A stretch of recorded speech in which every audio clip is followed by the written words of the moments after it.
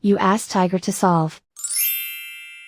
This deals with linear equations with one unknown. The final result is j equals 8. Let's solve it step by step. Group all j terms on the left side of the equation. Add 4j to both sides.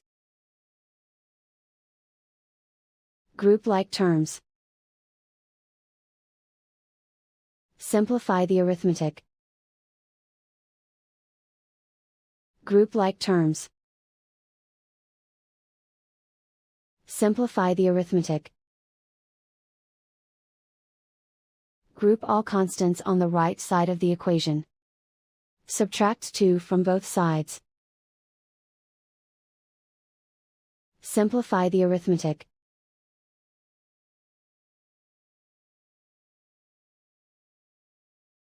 Isolate the j. Divide both sides by 7.